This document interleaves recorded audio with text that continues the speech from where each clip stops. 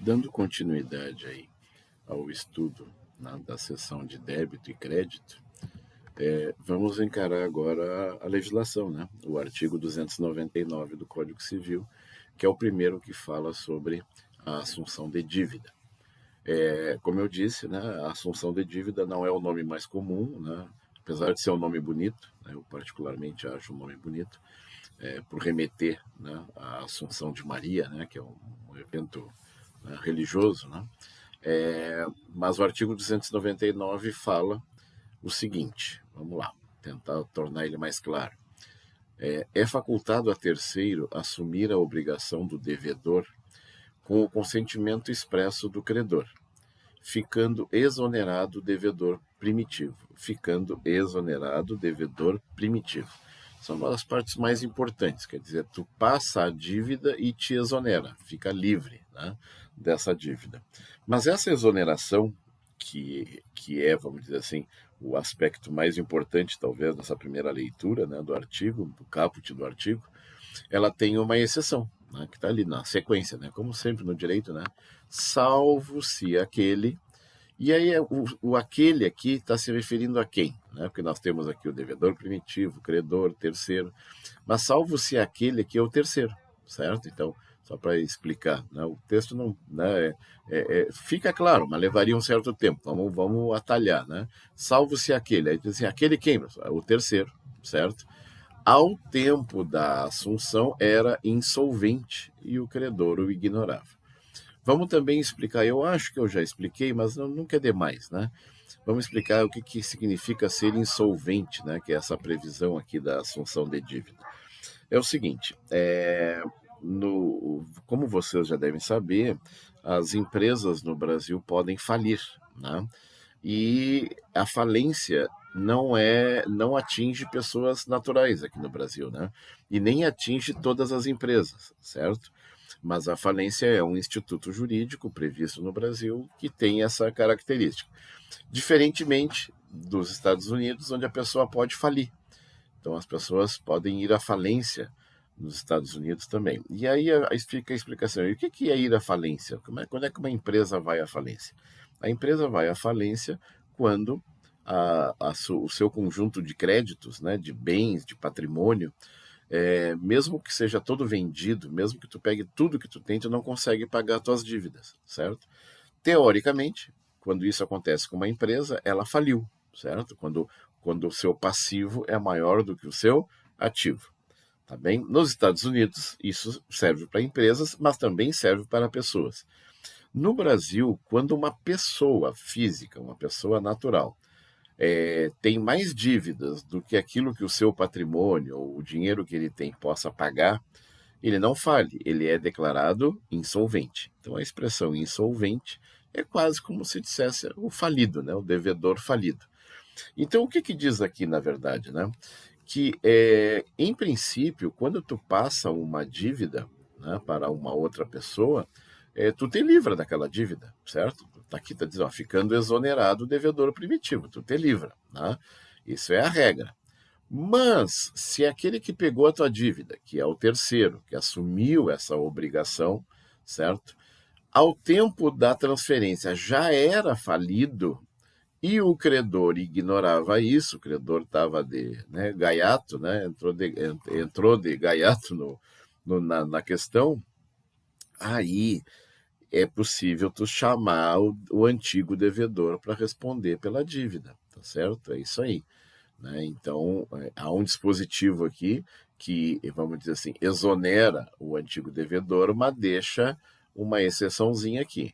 Se passou a bucha para uma pessoa pior que ele, no caso, né, um devedor mais falido ou insolvente, e outra, né, e o credor ignorava. É importante esse detalhe aqui.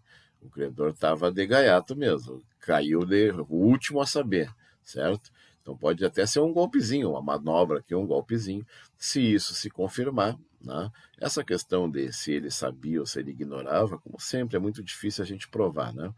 Mas é uma forma que tu tem de chamar o antigo devedor, certo? A única maneira de tu chamar o antigo devedor é se ficar provado que o novo devedor já era falido quando assumiu a dívida e o credor não sabia disso, certo? Aí passa a bronca para o antigo devedor. E aqui no parágrafo único trata da questão do consentimento do credor, que a gente vai enfrentar agora nos próximos slides. Então, primeiro vamos para a explicação. Então, aqui nós temos o artigo dispositivo, né, o primeiro do Código Civil que regula a assunção de dívida, e aqui eu trouxe os exemplos. Tá? Porque, como eu disse no vídeo anterior, né, na videoaula anterior, não é crível ou não é muito comum que alguém queira assumir uma dívida de outra pessoa. Mas o Tartucci traz 3 exemplos que são bem legais, né? Para tirar essa coisa assim, nesse medo, quem é o louco que vai assumir uma dívida? Na verdade, então, aqui temos as hipóteses de sublocação, certo? Que é assumir a locação de outra pessoa, certo? Está assumindo uma dívida, um compromisso, né? Tu vai continuar morando. É muito comum entre estudantes, né? Entre estudantes que alugam um apartamento e depois sublocam, né? Alugam peças, né? Dentro do apartamento, desde que isso seja legal, né? Isso aí é uma cessão de débito, parcial no caso, né? Mas às vezes eles saem do apartamento e deixam outra pessoa, só que a relação continua sendo, né, com aquele ali. Então passa o débito de uma pessoa para outra. Está aqui, é um bom exemplo, certo? E é uma prática. Vamos lá, deixa eu explicar uma coisa, porque eu trabalhei muitos anos na imobiliária do meu pai. Normalmente a regra é que as sublocações são proibidas, né? Então aqui falam em que for admitida a sublocação. A sublocação, via de regra, é proibida. Mas quando é para estudantes, por exemplo, e esse pessoal que aluga aí no entorno da Urcamp, né? Quase todo mundo está acostumado com essa situação, certo? Então, mesmo que o contrato proíba, eles fazem vista grossa, né? Porque se continuar pagando e se continuar tudo bem na relação, né? Então a sublocação não é uma coisa tão rara, né? Então nós temos 2 tipos de sublocação também para vocês entenderem. Nós temos a sublocação em que uma pessoa aluga, no nome dela, fica morando no apartamento e aluga os quartos para colegas, para outras pessoas. Então, mas ela continua ali, é uma sublocação diferente, né? Do que aquela em que a pessoa se retira do imóvel e passa a locação para outra, aí passando a ser ele o locador. Tá? Quando é que ele vai ser, então, uma cessão de débito? Quando sai um e entra outro. Um negocia com o outro, mas isso tem que ser admitido e autorizado pelo proprietário, conforme a gente está até aqui, né? Tem que ir com consentimento expresso do credor, que é o proprietário, certo? Então, para que seja legal. Isso aí é que não é muito comum, certo? Essa questão não é muito comum. Ainda que a sublocação seja um exemplo, mas nós temos essa situação concreta aí, que é muito rara, né? Do proprietário autorizar. No mandato, né, com previsão de subestabelecimento, mandato, só traduzindo para vocês, é a procuração, certo? Então, toda a procuração é um contrato de mandato, é quando eu passo para outra pessoa o direito de me representar, né? E o que acontece? Via de regra também, o procurador, o mandatário, ele pode subestabelecer, ou seja, ele passa essa bronca para outra pessoa. No mundo jurídico, na advocacia, é bastante comum, certo? Bastante comum, via de regra, os advogados têm essa faculdade de transmitir os poderes que recebeu para outro advogado. Às vezes, até quando é uma causa muito complexa, uma causa que vai tramitar em outra cidade, né? Então, nós temos aí essa possibilidade. Grandes escritórios de advocacia têm essa prática. Via de regra, é uma prática que não dá problema também, né? É uma coisa tranquila, é ordinário, né? Mas é também uma cessão, né, de débito, seria isso, eu passo uma obrigação para uma outra pessoa, tá certo? Isso é uma hipótese. E um dos mais famosos, que agora ganhou o reconhecimento da jurisprudência, né? Já há uma série de decisões já reconhecendo isso, e eu faço uma profecia de que no futuro vai ser o que mais vai ser os contratos de gaveta. O caso clássico, e surgiu esse nome, naquela hipótese que eu queria passar um financiamento de um imóvel para outra pessoa. Então, eu tenho um financiamento junto à Caixa Federal, né? Estou pagando um imóvel. Normalmente, os financiamentos de imóveis são anos, né? Décadas, 20 anos, 30 anos, né? De pagamento. E aí, o que acontece? Aí eu melhorei de vida, eu passei no concurso, eu vou me mudar, eu casei, certo? E aí eu quero sair dali e quero vender aquele apartamento, certo? Só que ele está financiado. E aí, na hora de passar o financiamento para outra pessoa, o credor, que é a Caixa Federal, normalmente ela recalcula a dívida. E aí não vale a pena. Porque o bom é eu transferir aquele financiamento naquelas condições que eu estava pagando. Né? E aí, como a Caixa não autoriza, né? E a pessoa mesmo assim faz. E aí o que acontece? Ela vende o apartamento, fica um novo morador pagando a conta em nome de outra pessoa. Tá? O contrato ainda é com o antigo proprietário. Tudo para não perder os benefícios daquele contrato velho, com valores velhos, com juros velhos, né? Porque se tu traz isso para a Caixa Federal vai recalcular o saldo devedor, vai botar novos juros, e aí não fica um bom negócio para quem compra, né? Então, por isso que os contratos de gaveta. E os contratos de gaveta já, vamos lá, só para esclarecer também, não obedecem essa expressão aqui, que não há consentimento do credor, tá? Então, a sublocação, via de regra, não há consentimento também. Aqui, o que existe consentimento mais tranquilo aqui é esse subestabelecimento das procurações, tá? Então, a questão do consentimento passa a ser importante, porque nós temos aqui exemplos onde não há o consentimento, certo?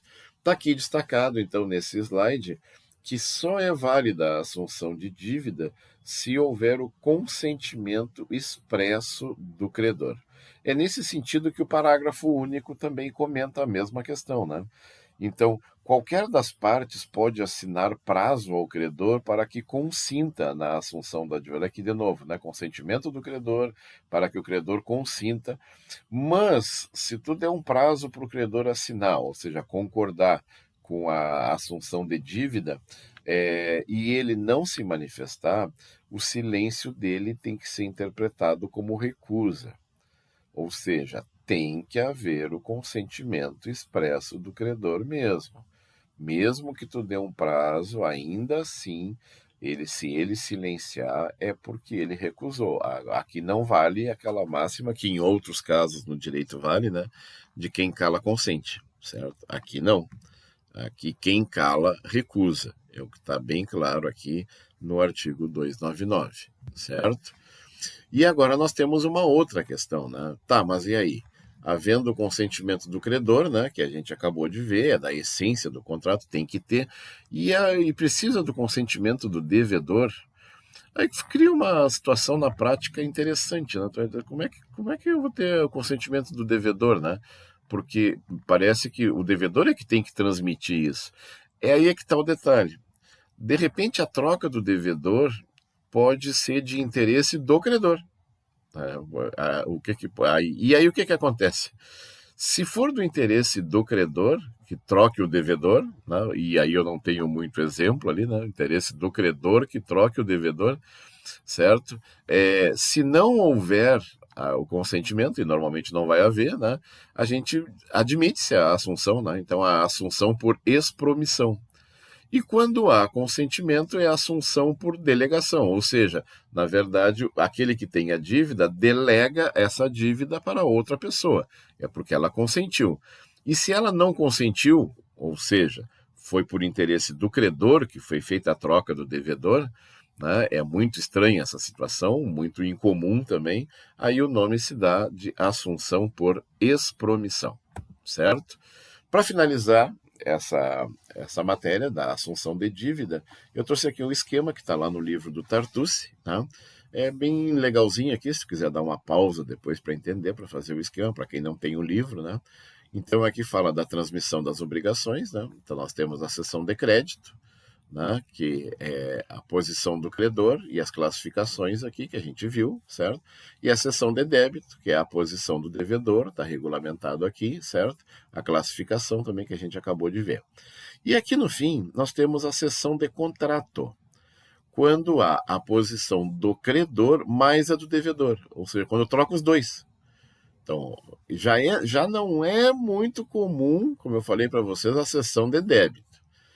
Também até, mas tá, é mais comum a cessão de crédito. Agora, numa mesma situação, trocar o credor e o devedor, aí tem uma observação do Tartucci aqui que diz assim, não tipificada, né? E aí eu vou dizer o que ele mesmo diz, né? Mais um prêmio Fórmula de Bhaskara aqui, né?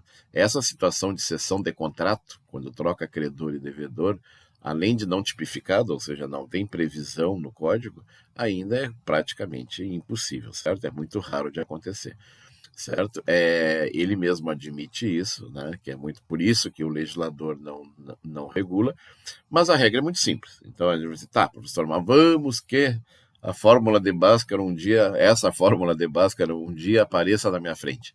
Qual é a situação? Sem estresse nenhum, tu vai aplicar o que está escrito ali para credor, né, sessão de crédito e sessão de débito, sem problema nenhum, não há nenhuma incompatibilidade. Não é proibido. O fato de não ser previsto, ser não tipificado, é porque não tem previsão legal, certo? Não quer dizer que seja proibido, certo? Tu pode fazer e aí vai se aplicar as regras simultaneamente, as regras da sessão de crédito e as regras da sessão de débito ou assunção de dívida, tá bem? Ficamos por aqui. Vamos cancelar o videozinho aqui.